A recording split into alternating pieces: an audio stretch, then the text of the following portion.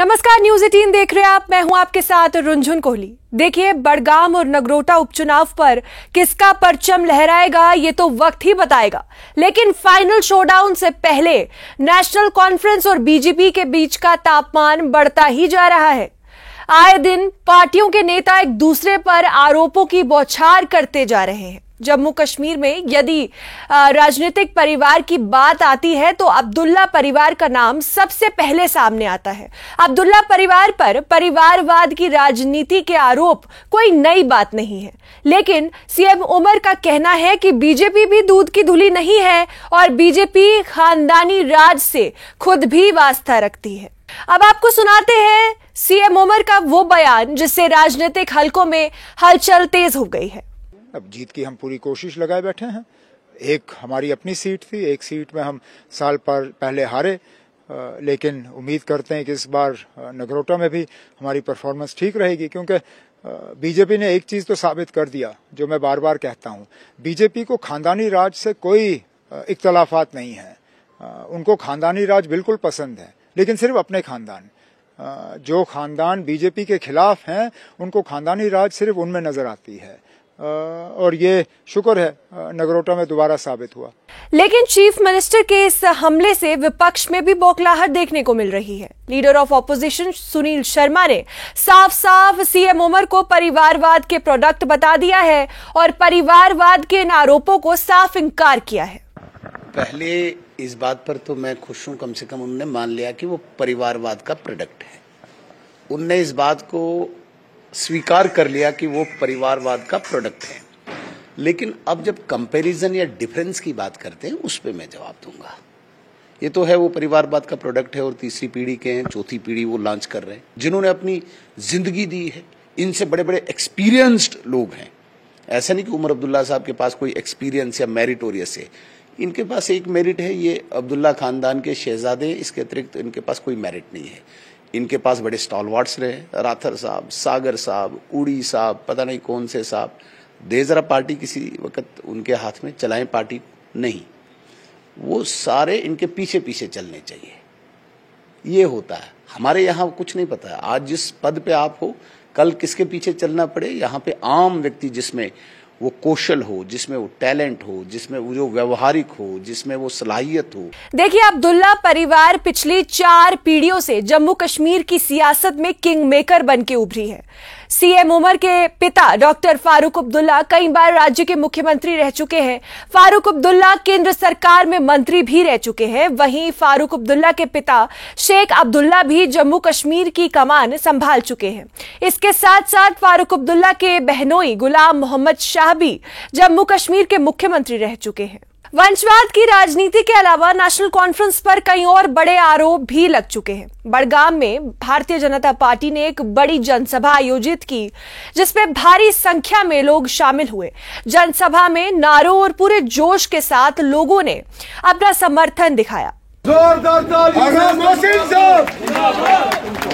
Bharatiya Janata party, Bharatiya Janata party, आगा मोहसिन साहब, आगा मोहसिन साहब। गुलाम अली खटाना और रविंद्र रैना का स्वागत पूरे जोश के साथ हुआ।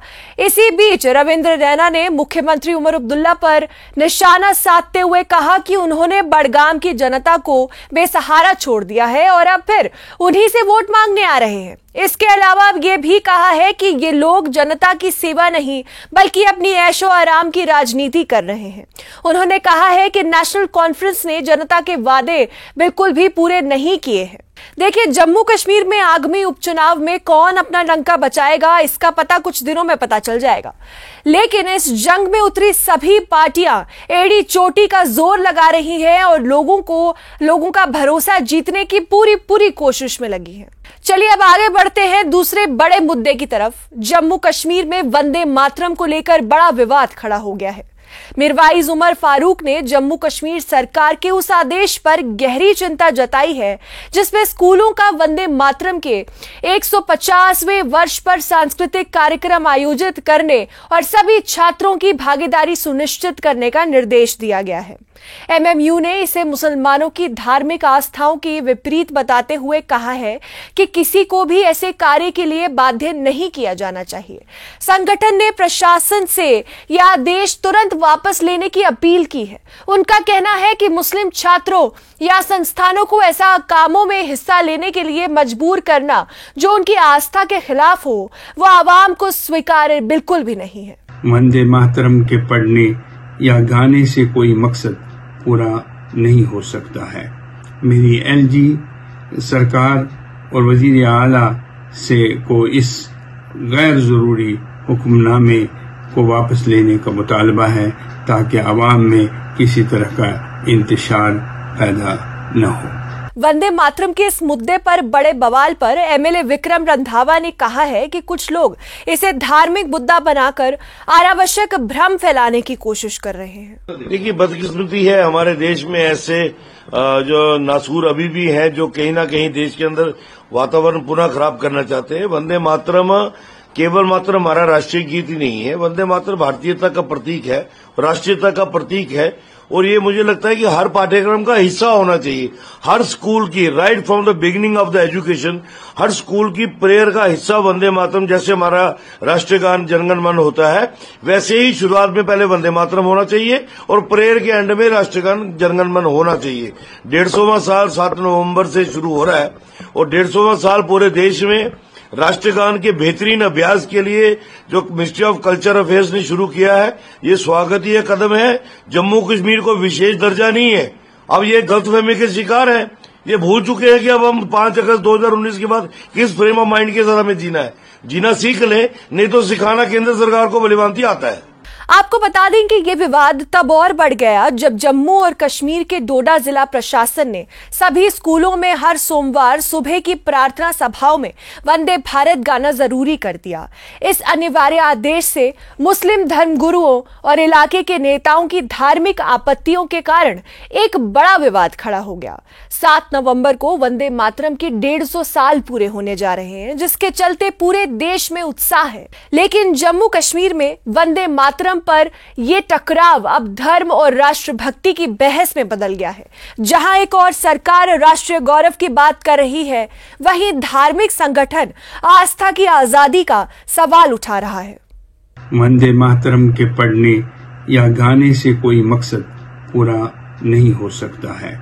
मेरी एलजी सरकार और वजीर आला से को इस गैर जरूरी हुक्मनामे को वापस लेने का मुतालबा है ताकि आवाम में किसी तरह का इंतशार पैदा न हो। कश्मीर को विशेष दर्जा नहीं है।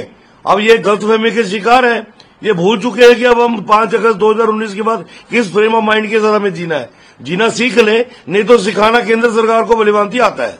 जीत की हम पूरी कोशिश लगाए बैठे हैं। एक हमारी अपनी सीट थी, एक सीट में हम साल पहले हारे, लेकिन उम्मीद करते हैं कि इस बार नगरोटा में भी हमारी परफॉर्मेंस ठीक रहेगी, क्योंकि बीजेपी ने एक चीज़ तो साबित कर दिया जो मैं बार बार कहता हूँ, बीजेपी को खानदानी राज से कोई इख्तलाफात नहीं है। उनको खानदानी राज बिल्कुल पसंद है, लेकिन सिर्फ अपने खानदान। जो खानदान बीजेपी के खिलाफ हैं उनको खानदानी राज सिर्फ उनमें नजर आती है, और ये शुक्र है नगरोटा में दोबारा साबित हुआ। लेकिन चीफ मिनिस्टर के इस हमले से विपक्ष में भी बौखलाहट देखने को मिल रही है। Leader of opposition Sunil Sharma ने साफ साफ सीएम उमर को परिवारवाद के प्रोडक्ट बता दिया है और परिवारवाद के इन आरोपों को साफ इंकार किया है। पहले इस बात पर तो मैं खुश हूं, कम से कम उन्होंने मान लिया कि वो परिवारवाद का प्रोडक्ट है। उनने इस बात को स्वीकार कर लिया कि वो परिवारवाद का प्रोडक्ट है। लेकिन अब जब कंपैरिजन या डिफरेंस की बात करते हैं उस पे मैं जवाब दूंगा। ये तो है वो परिवारवाद का प्रोडक्ट है और तीसरी पीढ़ी के हैं, चौथी पीढ़ी वो लॉन्च कर रहे हैं, जिन्होंने अपनी जिंदगी दी है। इनसे बड़े बड़े एक्सपीरियंस्ड लोग हैं। ऐसा नहीं कि उमर अब्दुल्ला साहब के पास कोई एक्सपीरियंस या मेरिटोरियस है। इनके पास एक मेरिट है, ये अब्दुल्ला खानदान के शहजादे, इसके अतिरिक्त इनके पास कोई मेरिट नहीं है। इनके पास बड़े स्टॉलवर्ड्स रहे, राथर साहब, सागर साहब, उड़ी साहब, पता नहीं कौन से साहब। दे जरा पार्टी किसी वक्त उनके हाथ में, चलाएं पार्टी नहीं। वो सारे इनके पीछे पीछे चलने चाहिए, ये होता है। हमारे यहाँ कुछ नहीं पता है, आज जिस पद पे आप हो कल किसके पीछे चलना पड़े। यहाँ पे आम व्यक्ति जिसमें वो कौशल हो, जिसमें वो टैलेंट हो, जिसमें वो जो व्यवहारिक हो, जिसमें वो सलाहियत हो,